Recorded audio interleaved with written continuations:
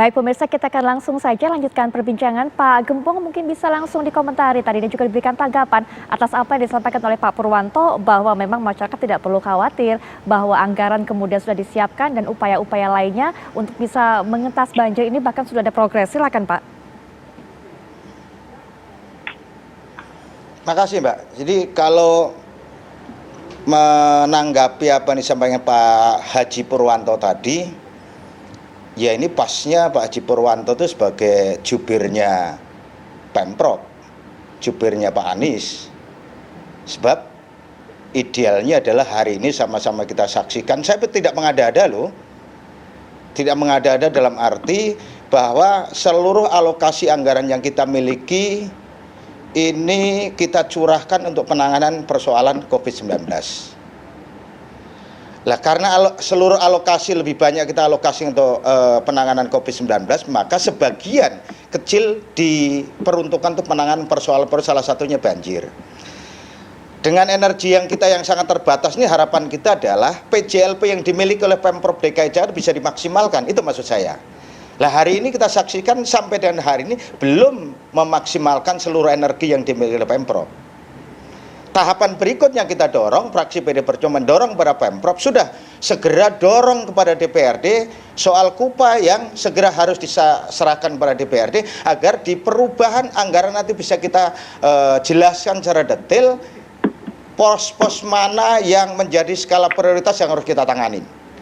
Jadi rezim Pergub ini harus kita segera akhiri dengan penetapan di anggaran perubahan. Sehingga di anggaran perubahan nanti Mbak kita akan tahu persis warga Jakarta bahwa tahun bulan ini sampai dengan Desember ada alokasi sekian yang kita fokuskan untuk penanganan banjir. Ada alokasi sekian yang kita fokuskan untuk penanganan persoalan COVID-19.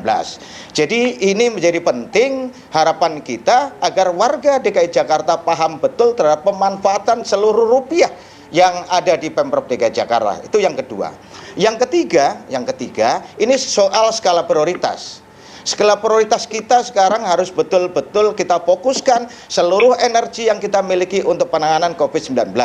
Tahapan berikutnya adalah bagaimana di sisa skala prioritas nanti untuk skala prioritas berikutnya adalah penanganan banjir. Karena 3 bulan ke depan sama-sama kita tahu 3 bulan yang kritis bagi warga DKI Jakarta.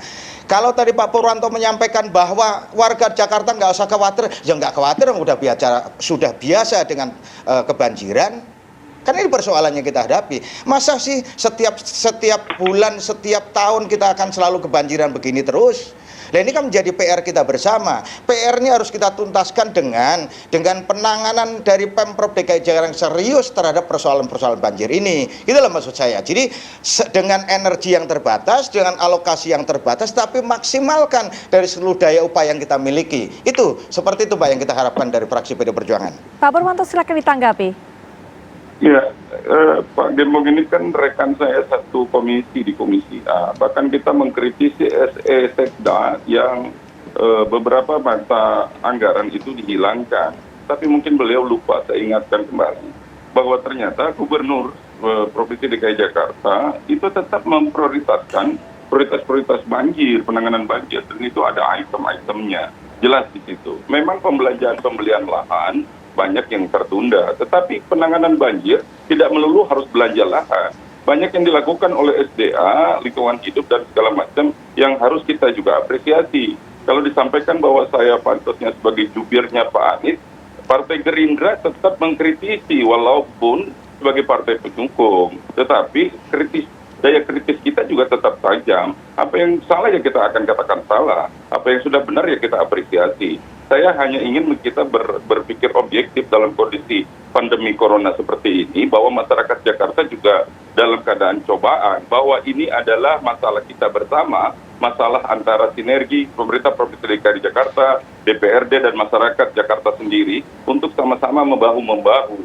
Ada banyak progres pengerukan kali, kemudian melakukan sodetan, kemudian pembuatan sumur resapan yang dilakukan oleh Pemda DKI itu juga perlu diapresiasi, bahwa titik-titik genangan air yang sudah mulai ada progres dari 2018, 2019 sampai 2020 ada pengurangan, itu juga perlu diapresiasi oleh kita. bahwa memang ada PR untuk pembuatan agenda besar dalam program pengendali banjir 2020-2022 dengan beberapa waduk yang akan dikedepankan nanti akan dibuat, ini juga memang perlu memerlukan anggaran yang raksasa. Ada beberapa yang salah satunya itu di Pondok Rangon, kemudian di Lebak Bulus, kemudian di Situ Mangga Bolong dan sebagainya yang akan menjadi tempat-tempat penampungan air. Itu Mbak. Jadi saya hanya berasumsi bahwa apa yang disampaikan Pak Gembong atau rekan kami ini memang dari sisi beliau sebagai anggota dewan, tetapi saya juga harus bisa menyampaikan apa yang memang sudah menjadi kepatutan bahwa kita menyampaikan hal yang benar gitu. Ada beberapa hal yang memang harus juga kita perlu sadari bahwa anggaran penanganan banjir ke depan memang harus lebih besar. Serapan SDA di tahun 2019 itu memang kecil karena ada program pemerintah yang tumpang tindih dengan normalisasi dan naturalisasi sehingga ada tumpang tindih program di situ. Tetapi ke depan sebelum terjadinya COVID ini kita sudah mulai ada progres dan itu perlu diapresiasi. Bahwa ke depan kita akan juga melakukan hal yang perlu dilakukan untuk pemahaman kepada masyarakat Jakarta dengan kondisi pandemi yang belum selesai tetapi banjir tetap terjadi di Jakarta. Ini juga harus kita pikirkan bersama saat ini bahwa ini bukan kerja sendirian Pemprov DKI maupun DPRD, tetapi kita semua. Ya, baik. Dari sudut pandang Mas Nirwono Yoga, mungkin punya penilaian tersendiri. Apakah memang sudah ada progres kalau Mas Nirwono melihat? Kemudian juga mungkin mengenai anggaran dan juga menentukan skala prioritas di tengah mungkin anggaran dan juga tenaga yang begitu terbatas ini, Mas Nirwono. Ya, betul.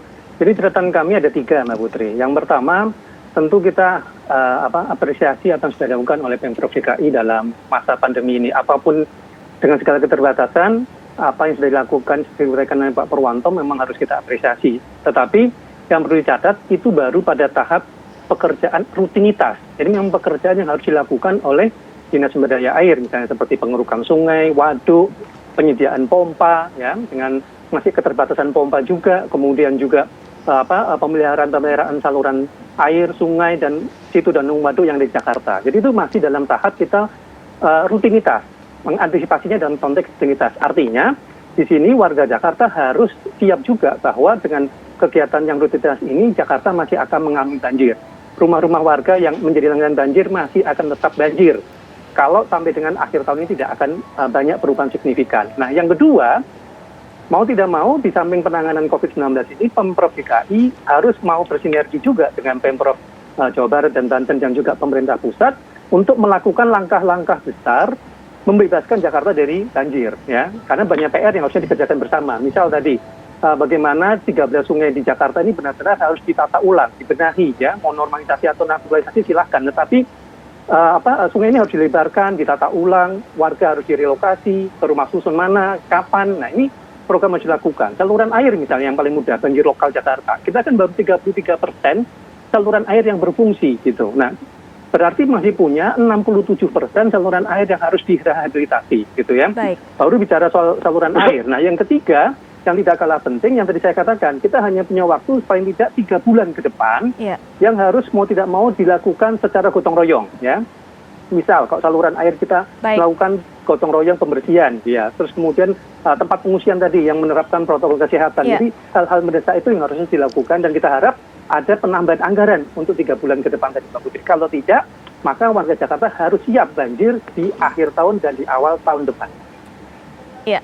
Hal yang tentunya tidak kita kehendaki bersama, betul, Mas Nirwono. Baik, Mas Nirwono, terima kasih sudah memberikan catatan-catatan. Pak Gembong Warsono juga dan juga Pak Purwanto, terima kasih sudah menyediakan waktunya. Setidaknya nanti kita akan melihat bagaimana upaya dari pihak pemerintah Provinsi DKI Jakarta di tenaga yang terbatas ini, anggarannya juga, kemudian waktunya yang terbatas dan dipicu waktu juga, bagaimana merehabilitasi seluruh saluran air kota, pemukiman di tepi bantaran kali, kemudian juga penyiapan tempat pengungsian sesuai protokol kesehatan.